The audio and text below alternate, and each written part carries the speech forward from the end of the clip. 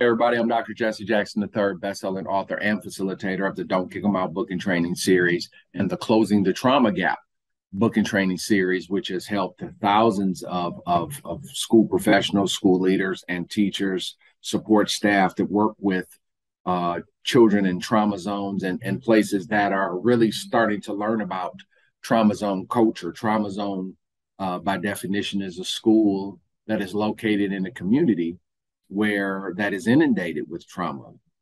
And this really, COVID kind of balanced that out because COVID was its own trauma, but we're talking about the base ones, such as the things that happen within the home, um, such as abuse, sexual abuse, violence in the community, food shortage in the community, lack of employment in that community, changing of the adult supervision on a daily basis, transient populations moving in and out, things of that nature. And what those trauma zones require is a different format and approach to training.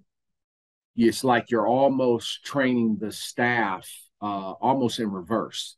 School is about academics. I'm an academic guy. I believe heavily in academics. Academics save my life. School is about academics, non-negotiable. A lot of times people, their schools are located in trauma zones, but they're trying to lead with academia. Well, if you lead with academia in a trauma zone without understanding the realities of your environment, what you're going to get is a lot of inconsistency, a lot of burnout. You're going to get a lot of problems with morale. You're going to have your turnover is going to be weird. You're going to lose teachers that you need. People will leave. And one of the things, you'll have high trauma within your staff.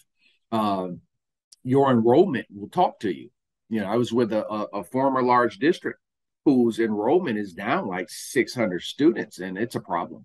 See, because not understanding where you work, and it's a suburban district that is accustomed to being at the top and full enrollment. They're not. School is sizing down. Why? Because folks' lives are changing. People are going through different things. Needs of the students and families change. And in the schools, we don't change with them. We kind of stay the course that we think is best, and it's not always best for our clients. And so we get left behind. And this is why we consistently see so many schools struggling to get academic production. The person I'm always concerned about is the school leader. In a trauma zone where it is heavy trauma and those traumas are coming to school every day, we have made efforts in many of our districts and schools to do the concept of trauma-informed care. Okay, it's a good start to it. It won't be enough. It's information. Trauma informed, it's information. When you're in a trauma zone, you need something beyond information, because one thing about trauma, which is deeply distressing or disturbing experiences, what happens is we are mismanaging trauma and we're actually traumatizing people worse. So here it is, a kid comes to us full of trauma, and the wrong approach to trauma is, this is how we think trauma. You have schools that are spending an inordinate amount of energy telling me about the kid's problem. Okay. After you learn about the kid problem, check, what you doing? First of all, the teacher's not a therapist. Okay. And we got a lot of teachers getting lost in the kids' problems. And the appropriate way to deal with trauma always is acknowledging its brutal realities and understanding the first rule of trauma is to know your own. Hello? To know what's going on with you. So what's happened is in many trauma zones, we have failed to acknowledge that what if the staff has as many problems as the children? And I'm telling you, that is getting more common than we want to admit. And that is where we're starting to see it's just the wrong approach to trauma. Trauma is not designed to ruin your life or control your life. We are having people that are having things happen to them, and them things dominate the rest of your life. Folks, that is a horrible concept of managing trauma. As a person, personally, myself, that has managed an egregious amount of traumas in my young life, death, parents, siblings, plethora. of death, right? Poor relationships, seeing them all around you. I understand that there is a right way to manage trauma and there is a definite wrong way. And many of our schools put more energy into the trauma and the problems that people have. So the kids kind of actually, their problem gets inflated. Because I have had kids do some things that are absolutely egregious in their behavior. And the staff and managements take away, well, they got a lot going on at home and things like that. That's not how this works.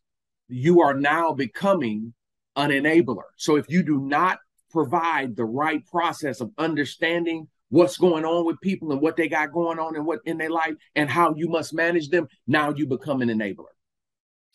It's happening every day. One of the most mismanaged traumas is grief and loss. Every single staff that I've worked with in the last 5 years has lost somebody on the staff. We have lost somebody that used to work at the school or worked at the school, has been taken from us. I mean, I've had 2 in the last 2 weeks at my schools, okay, right? So this means the principal and the school community now is managing death of a student or a teacher. Totally ill-equipped. And this is not about the theory of sending somebody over there to do grief counseling or talking, all right? I want you to understand that when it comes to dealing with trauma, this is a real person and this is a real life and this is something we need to understand and understand the proper approach. There are things to say and things not to say. We call it trauma awareness in school. This is something that I'm very serious about. We call it trauma awareness. Trauma awareness makes you aware of how to support people that are going through things, because here's the truth. The truth is, after you're done crying and after you're done with the enablement culture, the kid still has to deal with the problem. After you're done with your tears, I'm still going back to a house with no heat. I'm still going back to mom that might have an issue with heroin. I'm still going back to live with my aunt and my living situation is unstable. And let me show you one thing that I really want you to gather. I remember in 2015, this is something that blessed my heart very recently. I was working at a trauma zone school in Detroit, full trauma. It was complete. I mean, we're trauma from head to toe. We had different populations. We had adjudicated populations that went to school in there. We had local community that went to school in there. We had kids, 504 in that population. And we had everything. We had the streets, mental health. We had judicial, all under one roof, and general population kid. One kid that I can remember who was going through a horrible time at that period of her life. Unstable, homeless, moving around from house to house. Horrible life, this kid. Horrible life. One thing that Jackson has always done, and I did it with my guys and girls on the inside, always level with people. And my motto is very clear. Circumstances do not dictate your future. The same rain falls on us all, but for some of us, the rain pours on us. The question that I always have to ask myself when I went through it, and the same thing that I ask my students, and I've asked my students my entire career, what we gonna do about it? Because this is jacked up. This is hurtful. You lost your mother. You lost your father. You don't know them. They may have problems with drugs. You live with your grandma. I mean, you've been dealt a bad deck. What are we going to do about it? Because at some point in this journey, it becomes, so what? Everybody dealing with craziness. We're the first generation of teachers and administrators that are going to have to teach kids how to solve their own problem. I'm talking about, we got babies coming to school. We talking about 4-year-olds, 5-year-olds, all type of craziness. What we got to start realizing right now is that that's the trauma zone reality. See, I'm teaching maturity. I still got people still teaching people, talking about find your why for doing the job. Guys, they were giving those talk 15 years ago. Hey man, you know why people call me? Do you know why people come to my trainings? Because I got answers. I got answers. I don't do opinions. You don't have to like what I said. But one thing I've consistently proven, I know what I'm talking about. And when I lay something out for you, I'm showing you exactly what's going on. In the trauma zone, these kids are going to have to figure it out. These kids are going to have to realize how to deal with their problems and what works and what don't, and fighting to deal with your problems and thinking you can walk out of class because you mad, or people. Let's go to the adults that you can just miss work because the life hit you. You got mad at the principal, so you called off. It was homecoming, so you missed 2-3 days. You coming drunk to the job. You popping pills. You're doing all type of stuff. You're not learning how to deal with your problems. As they say in the South, your slip showing. We got staff going through real life, and they ruining their career while they're going through it. We have not done a good job of teaching. We're enabling. And what's happening is people are not learning how to be mature. People are not learning how to be professionals. Kids are not taking responsibility for their life and their education. Their feelings dictate how they feel. Therefore, they react. Therefore, they keep losing and they miss out on great opportunities in life because they never learn to control their impulses and their feelings. When bad things happen to you, and you talking to a person who buried my mother and sister on the same day, when bad things happen to you, it's some things you got to understand. And one thing you got to understand when bad things are happening, you got to decide. You got to decide. And no, one thing I knew when I was in excruciating pain and functionally depressed for a decade, I didn't know. I didn't get help. No one knew how to help me. Nobody knew what to say to me. But one thing I always know, I knew I didn't want to live like that. I didn't want to live like that. And I knew something had to be better. I needed help. I needed guidance. I didn't need the, oh, it's bad, the woe is me, it's bad. It just, no, I needed to know, I needed help. I needed a voice that guided me out. And it wasn't therapeutic. It was awareness that I'm still alive and my life is in my hands. Trauma awareness. So now where this becomes important is in the trauma culture. The reason why I have to teach so much, when you deal with trauma, you never start with trauma training with the staff. You start with trauma training with the administration.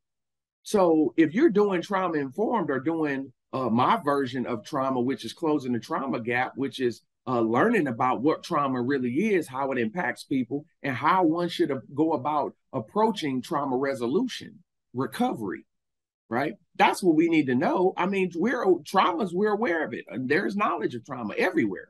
We need to know how to recover, resolution, right? How to recover, how to build ourselves, how to make it through tough times, right? How to become tough line in a world that's always throwing you something. So the trauma training process on a campus should always occur with the school leader first.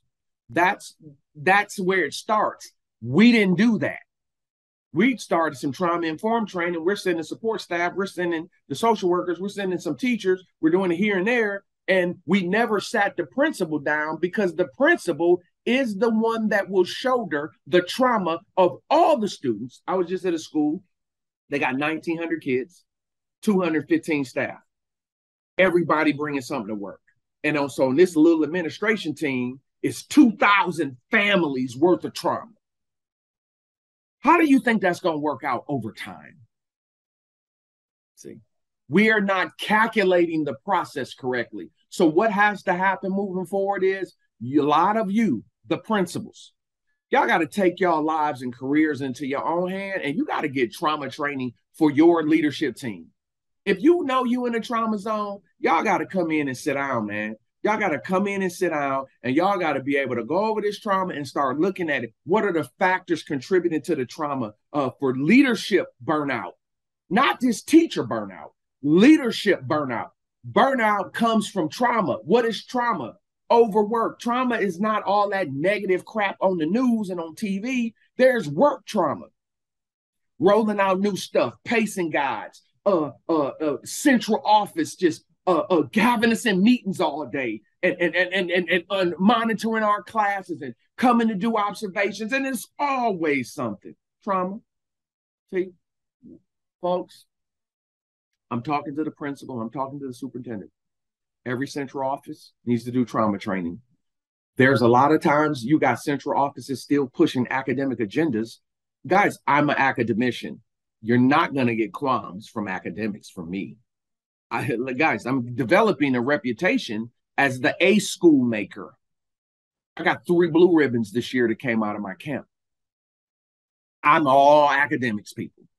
I got enough sense to recognize I got to what's going on in this environment first. I have to stabilize it. A lot of times, if you skip that, you miss the people and then they fight you. And that's why you can't get the results you get. Guys, we're talking about like, let's put real data out there. Let's don't put fluffy data out there, which is kind of giving fake progress. You know if you're making progress or not. Climates don't lie. Cultures don't lie. Like, you got to trust what you see. You got staff not coming to work. You got low, high turnover. People keep leaving you. You got high suspensions. The teachers, the kids don't get along. We always got problems fighting going on campus. You can't lie to yourself, man. So let's stop doing that. And this is why I always speak directly to administrators, and I continue to reach out to administrators with training content that always says, like, when it comes to your career, you got to know what you're doing. You got to know how to protect your admin team. We have a lot of first-year APs. We got a lot of first-year principals. We got a lot of first-year superintendents. We got a lot of first-time school board members. They don't know post-COVID, right? Post-COVID, they don't know what to do. So you got to be taught what to do. You got to get trained on what to do. A lot of this stuff contributing to this burnout is the feelings and emotions of the staff, morale, lack of trauma management. They don't even know how to recognize trauma. They just know what's going on. Life stress, district expectations, horrible student attendance, horrible behavior. The parents aren't helping us, and it's trust issues. Are you trying to gotcha, get me and stress me out, and we're going to get you out of here if you're not doing what we say? And that's not a way to run a program. See? So what I've done, what I'm saying is the first step for an admin team is to get training. What are you looking for? Trauma awareness. What are you looking for? How to identify that stuff. But then as an administrator, how to emotionally separate yourself from the day-to-day grind, meaning I know what's going on. I'm fully engaged while I'm here, but I know how to emotionally distance myself.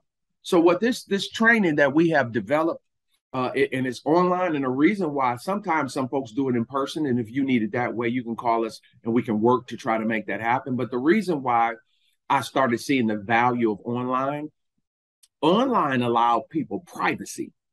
So when we go on our onlines, nobody knows who's there. Nobody's name is showing because they have a unique system where people log in from everywhere, but nobody's able to see. And with a lot of these topics are very private, where you want to just deal with it with your team. And I have a lot of superintendents and principals themselves that come to my training individually. I don't see them, or whether they see me and they hear me and they're taking copious notes. And one thing that we have to understand as school leaders, we have to learn the process of emotional distancing, learning how to protect yourself while emotionally serving others. How do you go about supporting staff that are going through things, but how always have the appropriate approach? There are do's and don'ts when it comes to trauma and dealing with your staff. It's do's and don'ts when it comes to dealing with your families. This has to be training where principals and leadership teams have to be aware of it. Everyone is dealing with some crazy stuff, fighting sicknesses, diseases, fighting going on in the community, social media garbage, staff that's had death in their family, staff that has died that work for us. That's trauma.